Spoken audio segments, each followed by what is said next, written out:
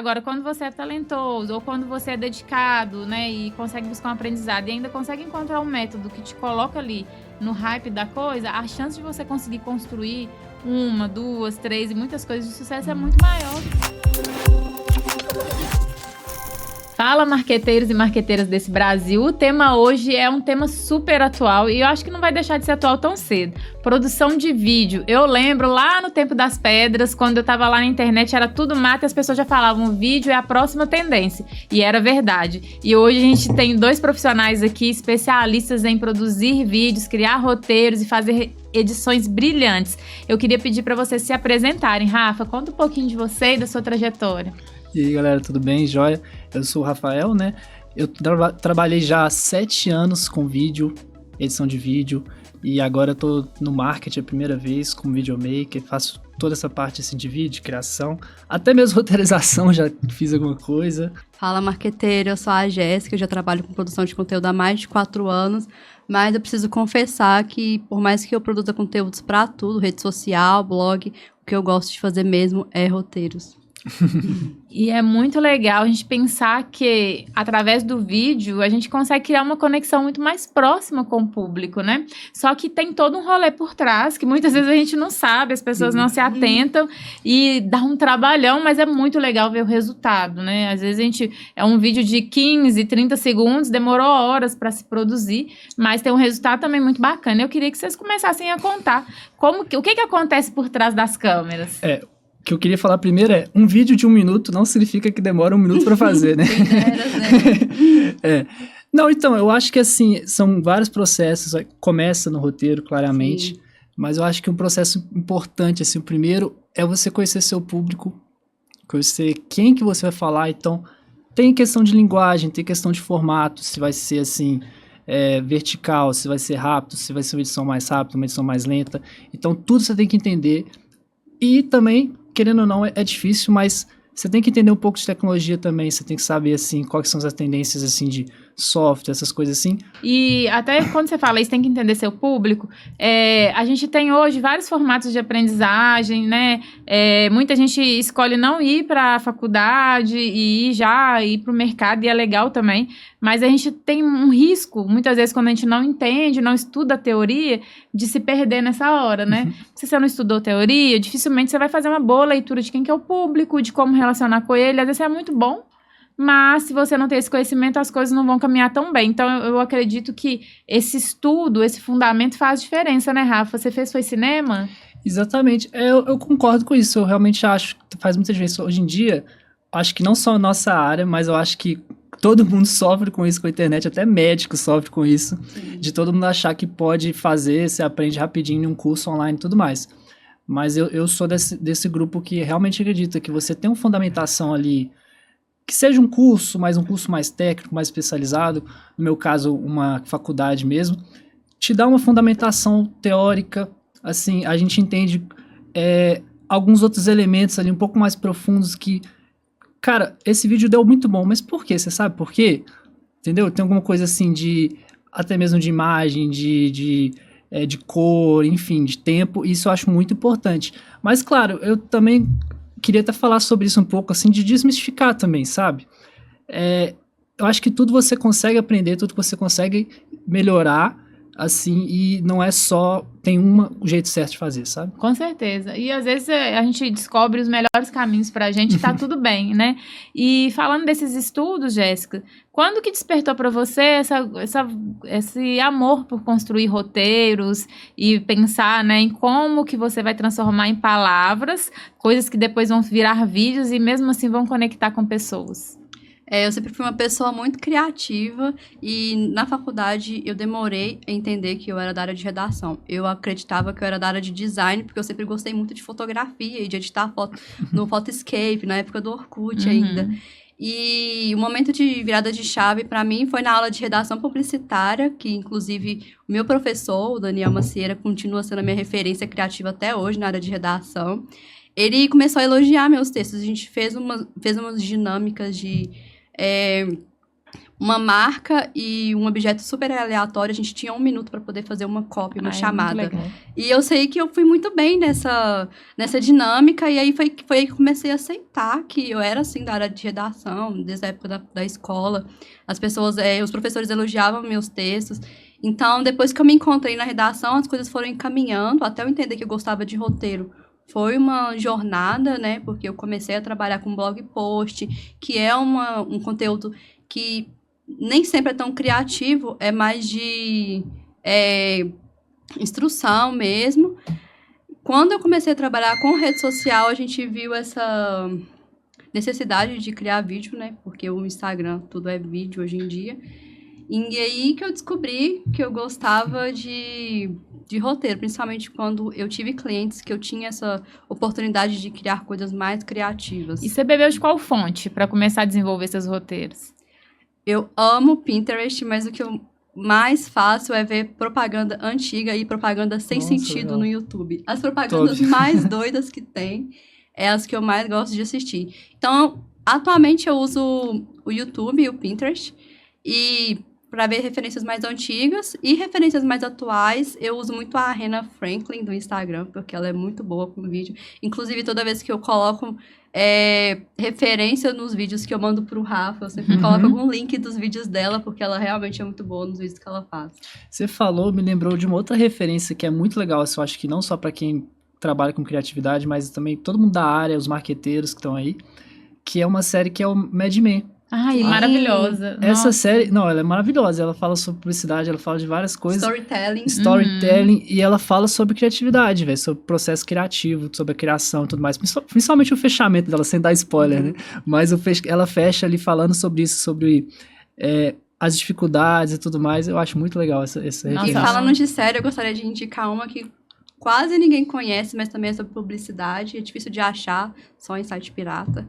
Mas chama The Crazy Ones. É muito boa e ela é bem curtinha, só uma temporada. E é de uma agência de publicidade. E tem uns cases, assim, muito loucos de criativos que eu indico todo mundo ver.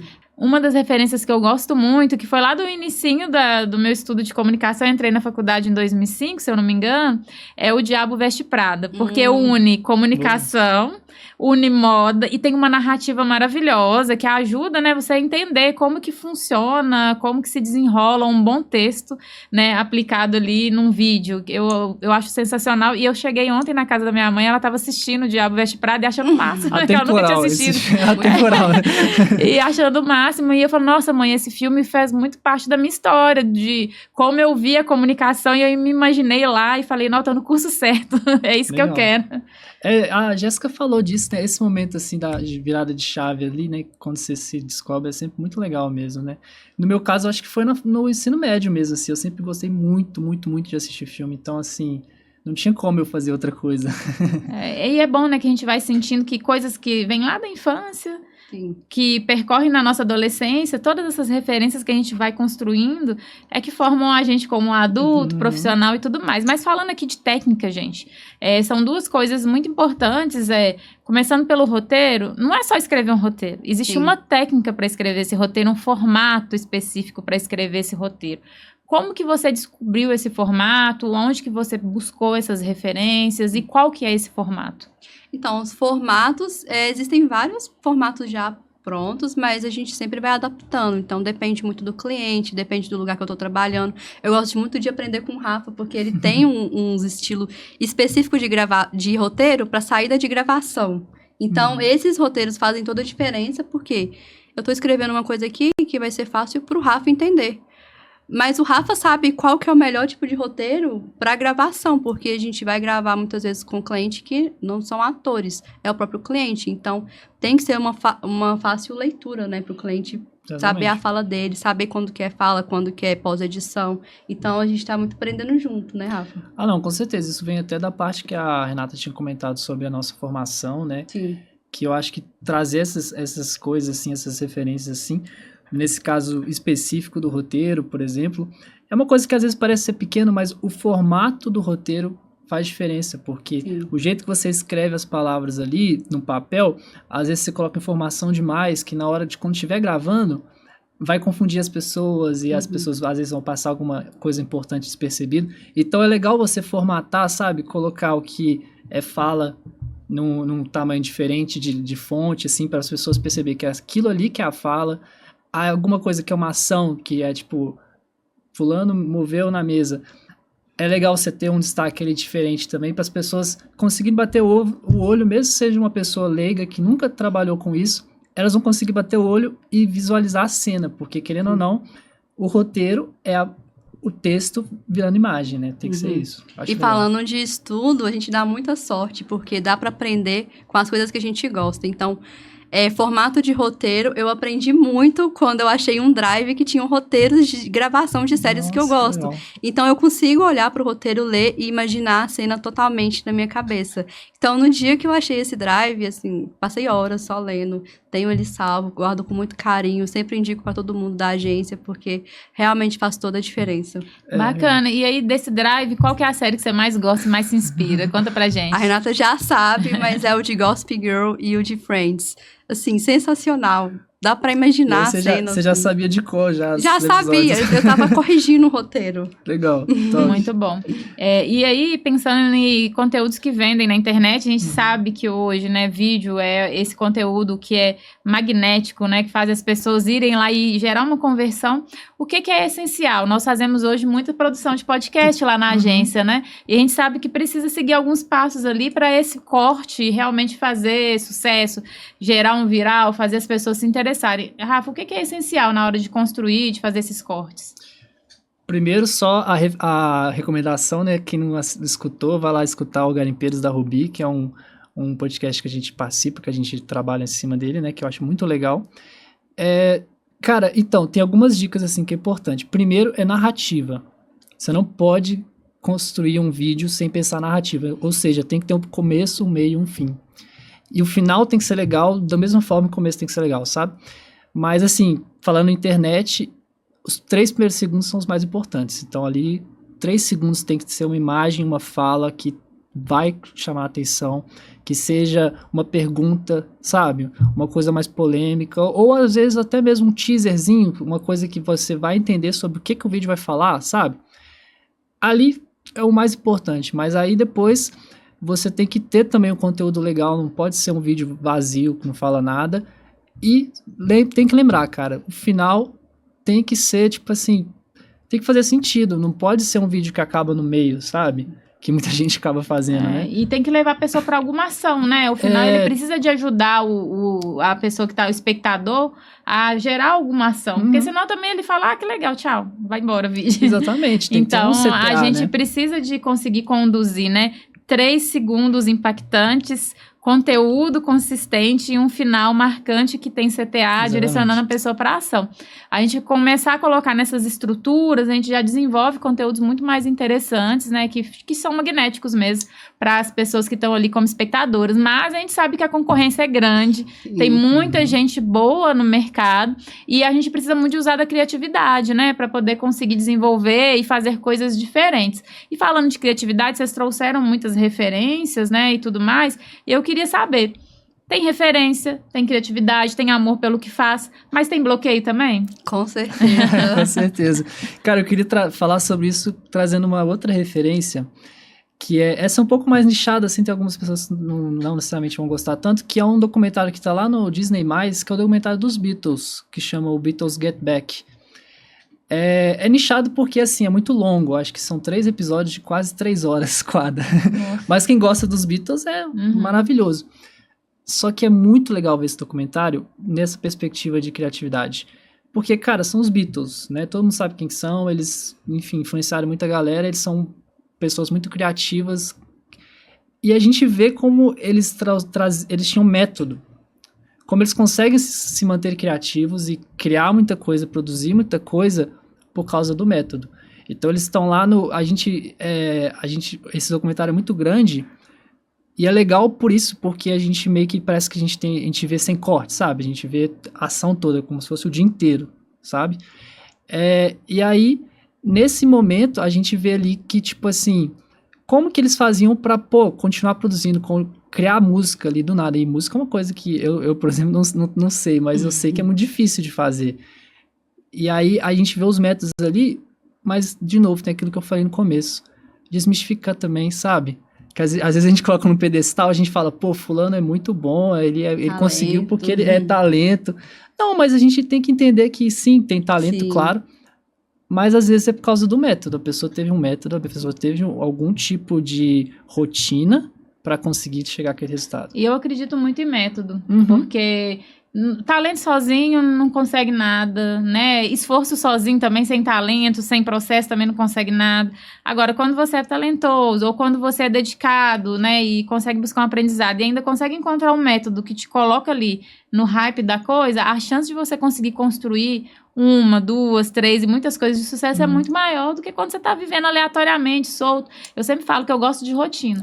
Porque é a rotina que conduz a gente, né? Pra gente conseguir repetir, e vai se aperfeiçoando na repetição, se aperfeiçoando e tudo mais. E produção de vídeo, criação de roteiro, vida de marqueteiro tem disso, né? A gente gosta de dinamismo, a gente gosta de conhecer coisas novas, de muito repertório, mas ao mesmo tempo é a consistência que faz o resultado, né? Então, se você fizer um vídeo hoje e não postar nunca mais nada, não vai ter, pode ser o melhor vídeo do mundo, uma hora vai perder performance e as pessoas vão desinteressar.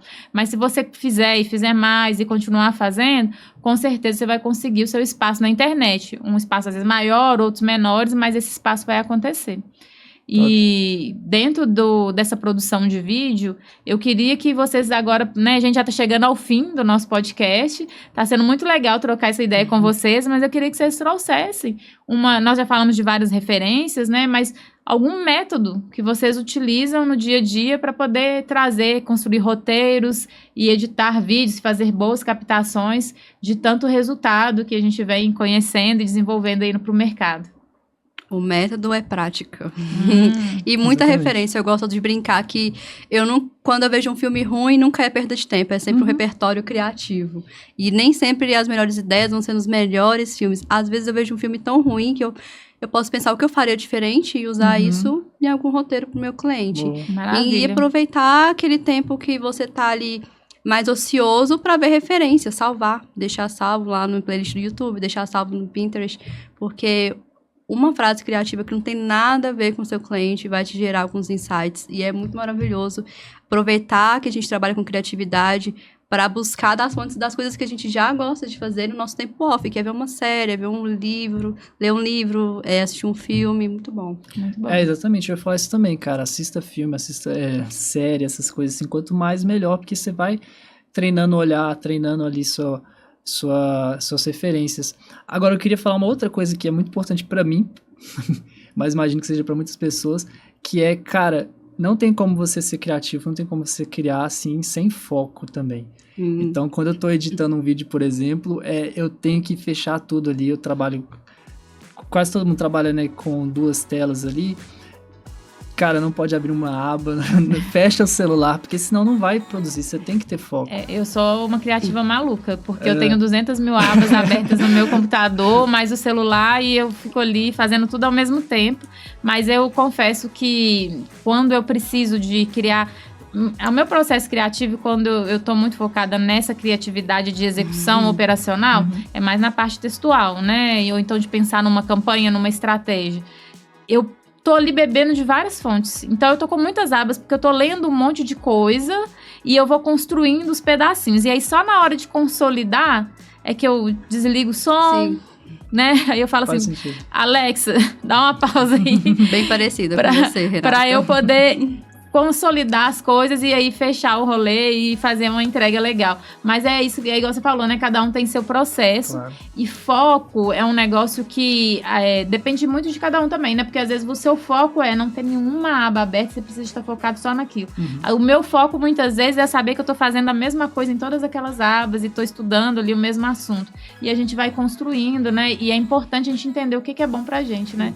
E como que a gente cria os nossos próprios processos, nos nossos próprios métodos pra poder conseguir o resultado. Pessoal, foi ótimo estar aqui com vocês hoje. Espero que vocês curtam bastante esse conteúdo, compartilhem e manda pra gente também perguntas. Se quiserem saber sobre temas mais específicos dessa área, a gente pode gravar outros podcasts falando sobre esse assunto. Até o próximo episódio.